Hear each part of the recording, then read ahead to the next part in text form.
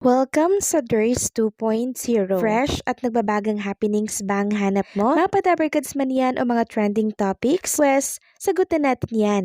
Kaya naman isubscribe nyo na ang ating channel para sa mga nagbabagang balita everyday. Welcome back again sa ating YouTube channel mga Kadabarkads. And for today's video, ang pag-uusapan natin ay tungkol sa mga importanteng ganap sa loob at sa labas ng Itbulaga. So 8 days left na lang mga Kadabarkads. Pasko na. Grabe, isang linggo na lang mga Kadabarkads. Malapit na po ang Pasko. Sobrang excited na ba ang lahat dito? Sabi nga ng Itbulaga, ready na ba ang Christmas gift ninyo? Pero syempre, bago po ang Christmas, supportahan muna natin itong solo concert ni Jerome Ibardome na magaganap by December 21, 2025. So, 4 na tulog na lang mga Kadabarkads at makikita at matutunghayan na natin itong solo concert ni Elvis Presley. 7 p.m. po yan sa LBC Resto Bar, Lolomboy, Bukawe, Bulacan. At sa mga gusto pong bumili ng ticket, pwede po nyong i-contact si Ma'am Christina Ignacio. Sabi niya nga dito, a huge thank you for the amazing work on Jerome promotional video. You truly captured his artistry and vision. And we're so excited for his pre-solo concert. With your help, we believe it's going to be a huge success. Ngayon pa lang, congratulations, Jerome Ibardome.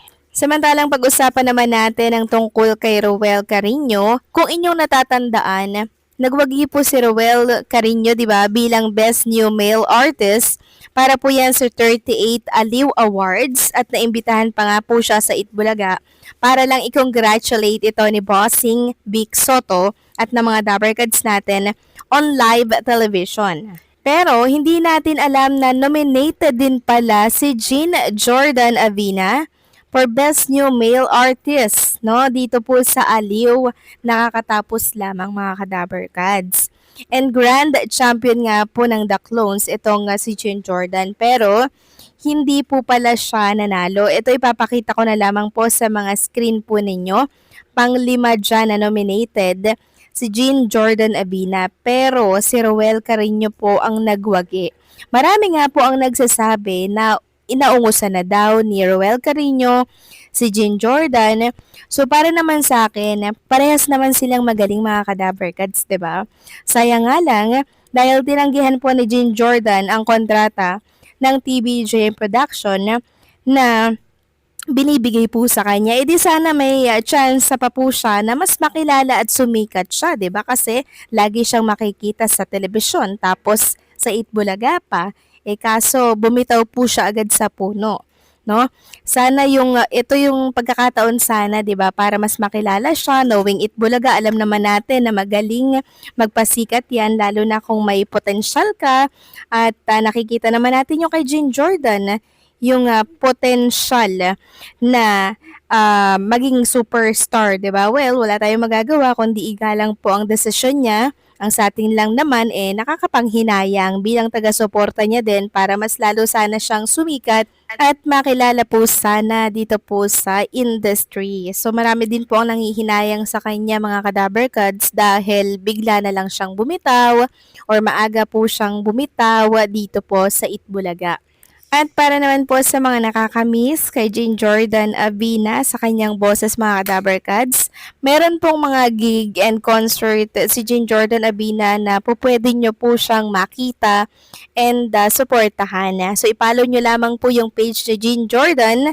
Andun po yung updated na mga magiging kaganapan po niya kung sakali na mamiss nyo po siya mga Kadabarkads. Kung ano man po ang dahilan ng kanyang desisyon mga Kadabarkads, galang na lang po natin at tanggapin na hindi na talaga siya parte ng naturang programa. Samantalang next topic naman tayo, pag-usapan natin mga Kadabarkads, ang tungkol nga dito sa nabasa natin mula po sa isang page dito sa Facebook. Sabi dito, mainit na usap-usapan. Lumalakas ang balita na posibleng lumipat ang non-time show na Itbulaga sa Meralco Theater kasunod ng pagtatapos ng partnership ng TV5 Network at ABS-CBN Corporation. Ayon sa mga impormasyong kumakalat sa loob ng industriya, may malaking epekto ang pagbabago sa kasunduan ng dalawang network sa kasalukuyang setup ng programa. Dahil dito, pinag-aaralan umano ang bagong venue na masakma sa produksyon at live audience ng Itbulaga. Ang posibilidad na ito ay nagbukas ng bagong yugto para sa iconic na palabas na matagal ng bahagi ng kulturang Pilipino. So umiingay na naman at usap-usapan ngayon itong paglipat po ng Itbulaga sa Meralco Theater. And hopefully mga Kadaberkads, matuloy na po. Kasi alam naman natin na sobrang liit ng espasyo ng Itbulaga dito po sa TV5. And limitado lang po talaga yung mga audience, live audience na pwede po na makapasok dito. Kaya kung magkakaroon sila ng mas malaking studio na akmang-akma sa Itbulaga, edi mas marami pong live audience ang po pwedeng makapasok dito. So ipag-pray na lang natin na sana matuloy-tuloy na yan kasi noon pa yan umiingay mga Kadaberkads eh. Sana gawin na lang at gulatin na lang tayo na may bago na palang studio ang Itbulaga.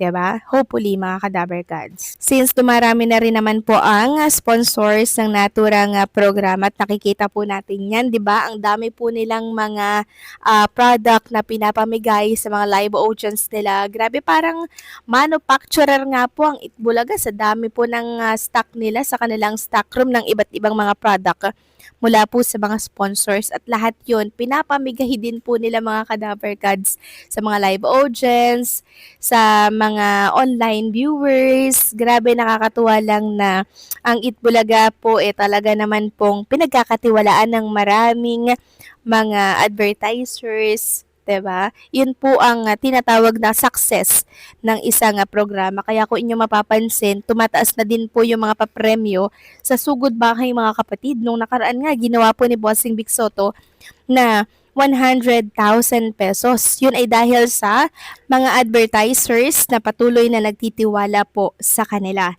Samantalang usapang Anjo Eliana naman tayo mga Kadaberkads. Pag-usapan natin ang tungkol dito kay Anjo Eliana. So hindi pa rin po tumatahimik si Mr. Anjo Eliana mga Kadaberkads. At sa mga nag-aantay po ng kaso niya mula po sa TBJ at sa mga Daberkads, palipasin lang po natin itong Pasko at bagong taon, tsaka po natin malalaman ang mga patong-patong na ikakaso laban kay Mr. Anjo Eliana. So siguro pinagpapasko at pinag-i-enjoy muna siya ng mga Daberkads natin kasi kahit pa paano may pinagsamahan nga naman sila mga Kadaberkads, diba? So babanat yan siguro pagkatapos po ng bagong taon. Bagong taon, bagong kaso ang kakarapin ni Mr. Anjo Eliana. So deserve na naman yun dahil sa kanyang mga ginawa po sa social media at mga pinakalat na kasiraan po ng mga Daberkads natin. And mukha naman pong ready na rin si Mr. Anjo Eliana. Niready niya na po ang kanyang sarili sa mga patong-patong na kaso na ilalabas ng TVJ and syempre ng mga Daberkads. So paano mga Daberkads, hanggang dito na lamang po ang update natin. Maraming salamat sa patuloy na pagsuporta.